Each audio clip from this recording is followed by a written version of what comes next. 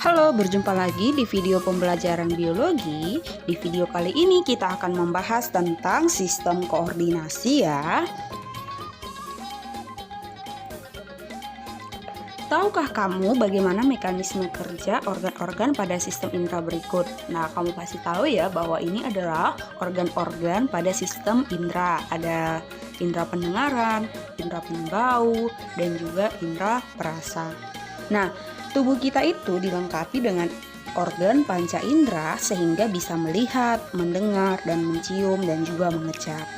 Nah, dalam melakukan aktivitas kehidupan, beberapa organ tubuh itu akan bekerja sama dan saling berkoordinasi loh.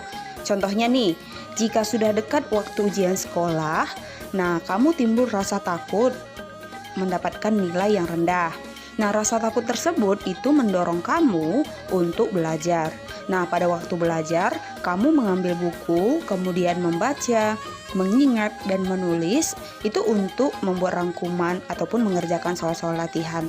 Nah, serangkaian aktivitas tersebut itu melibatkan kerjasama antara sistem hormon, syaraf, maupun sistem indera yang disebut dengan sistem koordinasi ya. Jadi sistem koordinasi itu mencakup sistem hormon, sistem syaraf, dan sistem indera.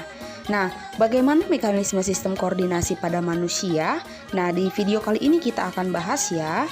Nanti kita akan pelajari sistem saraf pusat, saraf tepi, kemudian ini juga kelenjar-kelenjar yang menghasilkan hormon dan banyak topik-topik yang lainnya.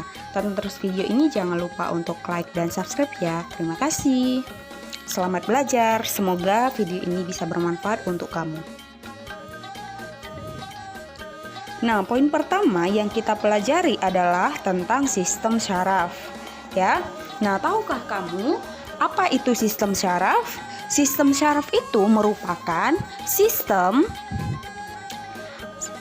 organ yang paling rumit ya, dan tersusun dari jutaan sel-sel saraf atau neuron yang berbentuk serabut ya, dan saling terhubung untuk persepsi sensor, aktivitas motor sadar maupun tidak sadar, dan juga homeostatis, proses fisiologis tubuh, serta perkembangan pikiran dan ingatan. Jadi, serabut saraf itu mempunyai kemampuan dapat dirangsang, konduktivitas atau penghantar impuls atau rangsangan, dan juga memberikan reaksi ataupun rangsangan mekanis, rangsangan elektrik, kimiawi, ataupun fisik. Jadi, sistem saraf meliputi sistem saraf pusat atau SSP dan sistem saraf tepi dan SST. Oke. Sekarang kita akan bahas yang pertama adalah neuron ataupun sel saraf. Neuron ini merupakan unit fungsional sistem saraf terdiri dari bagian badan sel, dendrit, akson. Kemudian ada juga bagian-bagian neuron itu yang lainnya, yaitu neuron sensor, kemudian neuron motor gitu ya. Nah, kita bahas terlebih dahulu apa itu badan sel, dendrit, dan akson ya. Badan sel ini dalam sel saraf dia itu berfungsi mengendalikan metabolisme keseluruhan neuron.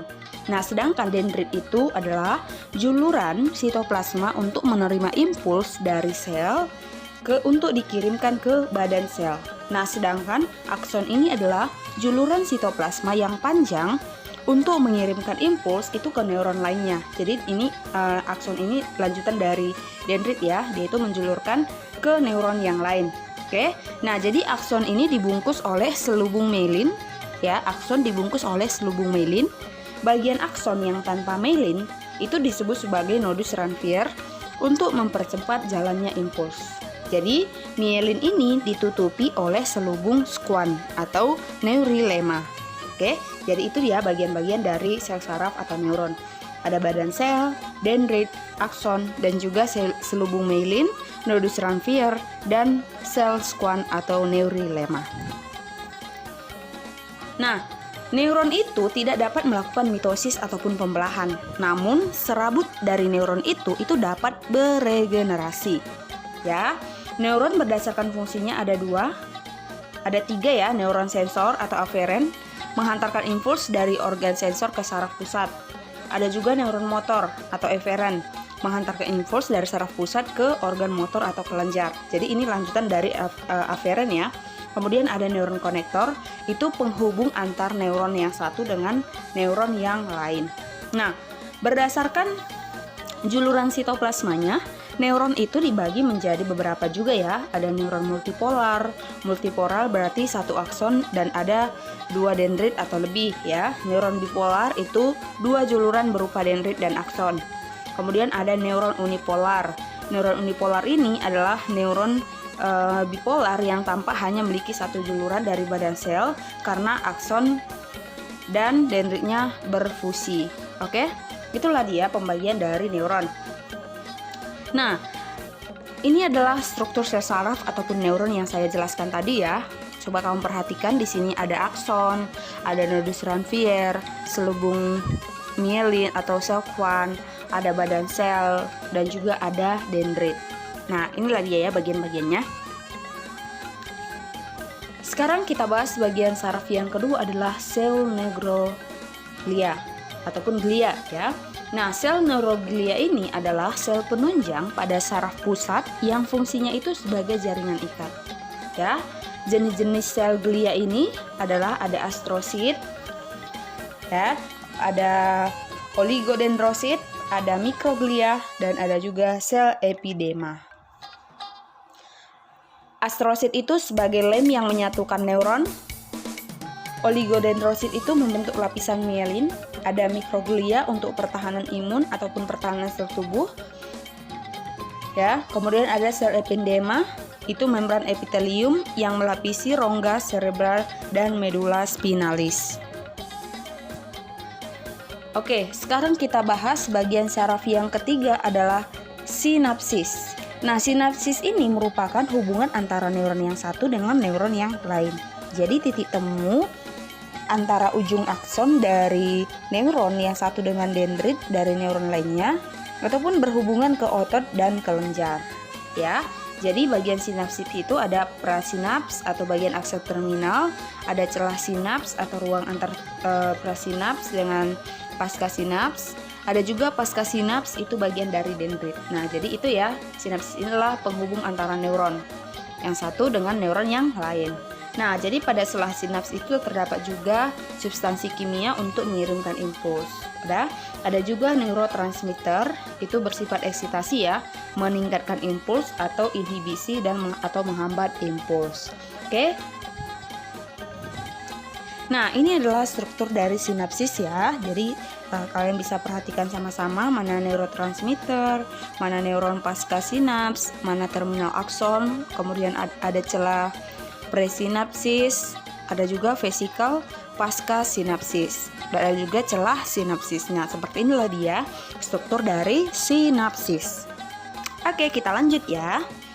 Nah, ada juga ya impuls sel saraf, gerak sadar, dan refleks. Kita akan ketahui apa perbedaannya ya. Nah, kalau impuls saraf itu merupakan rangsangan ataupun pesan yang diterima reseptor dari lingkungan luar, kemudian dibawa oleh neuron atau pulsa elektrik yang menjalari serabut saraf. Ya. Nah, impuls ini akan menyebabkan terjadinya gerakan. Ya, impuls ini akan menyebabkan terjadinya gerakan.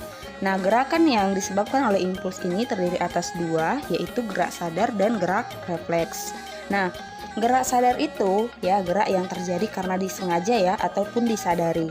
Nah, contoh gerak sadar itu adalah gerakan memegang buku saat ingin belajar. Nah, itu contohnya. Kemudian contoh yang lain, kalian mengambil pensil saat ingin menulis. Ya. Nah, jadi gerak sadar ini itu memiliki penjalaran impuls pada gerak sadar yang relatif lama. Ya, karena melewati jalur panjang melalui otak. Nah, jadi mekanisme ataupun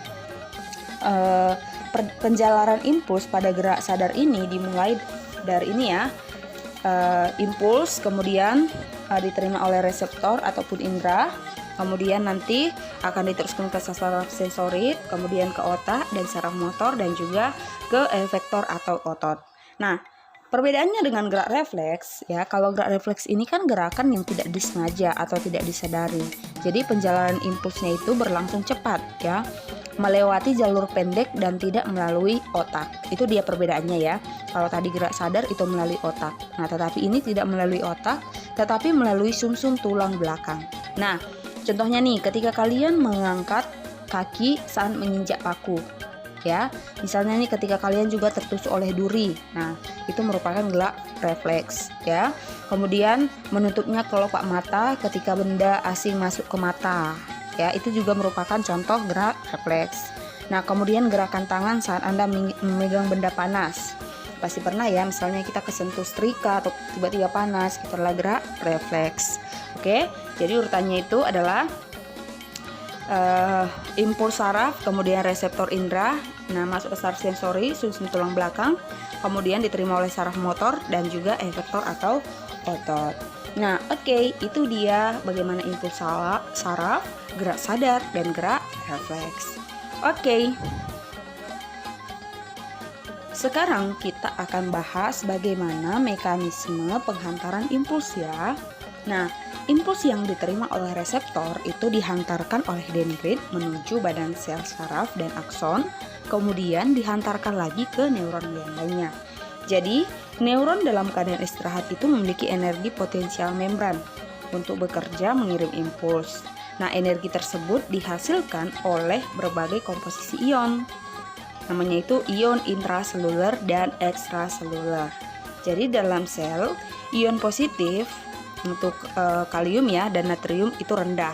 Jadi dalam luar sel, kationnya utamanya natrium dan kaliumnya rendah. Nah, jadi energi yang dipertahankan dengan cara pompa kalium ke dalam sel dan natrium ke luar sel. Nah, jadi itulah dia bagaimana mekanisme penghantaran impuls. Nah, tahapan-tahapan dalam penghantaran impuls itu juga ada 3 ya di sini ya. Yang pertama tahap istirahat, ya. Istirahat ini neuron tidak mengantarkan impuls. Ada juga tahap depolarisasi, ya. Tahap depolarisasi ini neuron mendapat rangsangan.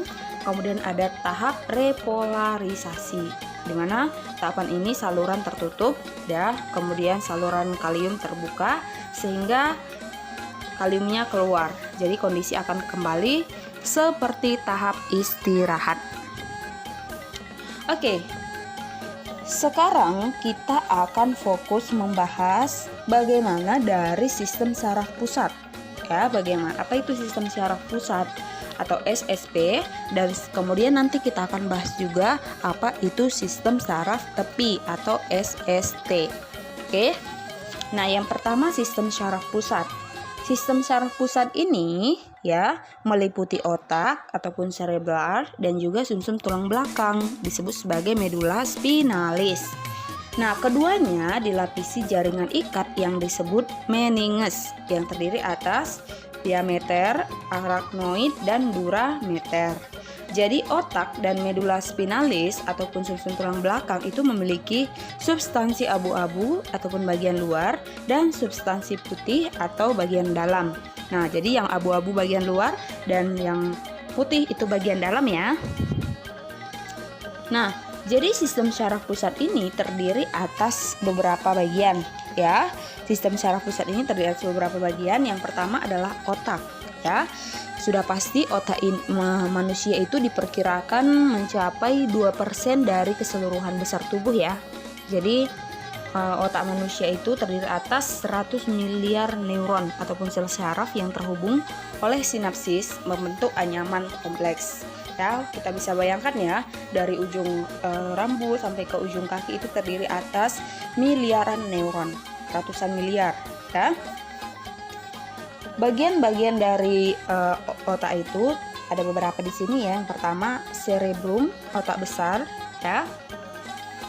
Itu mengisi bagian depan dan rongga tengkorak ya. Kemudian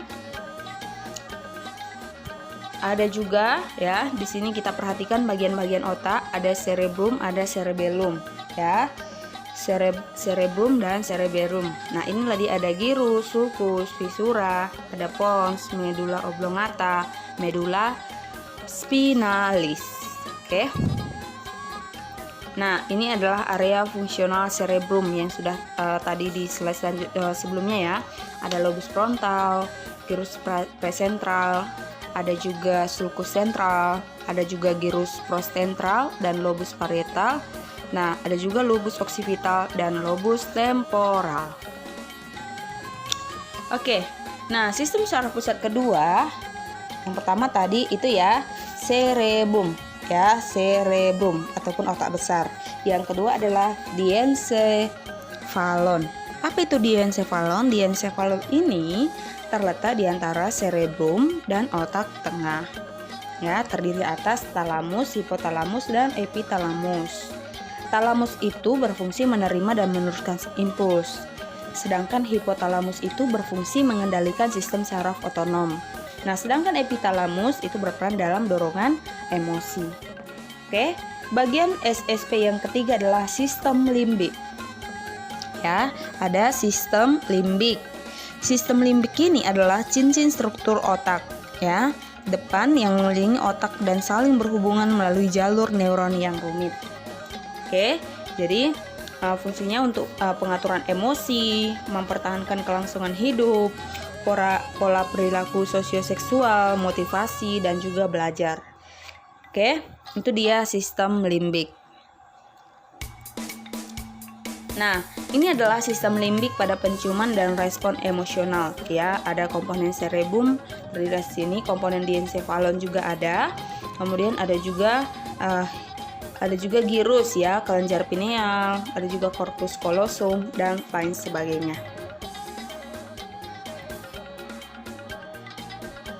Nah, ada juga mesencephalon. Mesencephalon itu adalah otak tengah menghubungkan spons dan cerebellum ya, atau otak kecil, dan otak besar atau cerebrum. Fungsinya itu sebagai jalur penghantar pusat refleks ya. Ada juga jembatan Farol, itu mengatur frekuensi dan kekuatan bernafas. Ada juga cerebellum atau otak kecil. Bedakan ya. Otak tengah itu mesencephalon, otak besar itu cerebrum, otak kecil itu cerebellum. Oke. Nah, cerebellum ini berfungsi mempertahankan keseimbangan, kontrol gerakan mata, kemudian serta koordinasi gerakan sadar yang berkaitan dengan keterampilan. Ada juga medulla oblongata, ini berfungsi pengendalian frekuensi denyut jantung, tekanan darah, pernafasan, gerakan alat pencernaan makanan, menelan, muntah, dan lain sebagainya. Ada juga formasi retikuler. Formasi retikuler ini berfungsi memicu dan mempertahankan kewaspadaan serta kesadaran. Oke. Itu dia bagian dari SSP atau sistem saraf pusat. Nah, kemudian sistem saraf pusat ini juga terdiri atas medulla spinalis, ataupun sumsum tulang belakang ya yang saya sampaikan tadi ya. Nah, jadi sistem sumsum tulang belakang ini ya, sumsum tulang belakang ini berfungsi ya mengendalikan aktivitas refleks tadi ya, kemudian komunikasi antara otak dengan semua bagian tubuh, serta menghantarkan rangsangan koordinasi antara otot dan sendi ke cerebellum. Jadi substansi abu-abu mengisi struktur dalam dan substansi putih itu menyusun struktur bagian luar. Itu dia bagian dari SSP ataupun sistem saraf pusat. Oke, sekarang kita akan lihat ya, ini struktur medulla spinalis tadi ya. Nah, tiba saatnya kita akan membahas sistem saraf bagian dari tepi ya, SST. Sistem saraf tepi ini ataupun biasa disebut sebagai saraf perifer itu terdiri atas jaringan saraf yang berada di luar otak dan di luar medulla spinalis atau di luar sumsum tulang belakang ya. Sistem saraf ini terdiri atas saraf kranial, itu berasal dari otak, dan saraf spinal yang berasal dari sumsum tulang belakang ya. Kemudian pada sistem saraf tepi juga terdapat ganglion ataupun ganglia ya, struktur lonjong yang mengandung badan sel neuron dan sel glia yang ditunjang oleh jaringan ikat. Oke, perhatikan ya, yang pertama saraf kranial ya. Saraf kranial terdiri atas 12 pasang saraf ya, yang tersusun dari serabut sensor dan motor.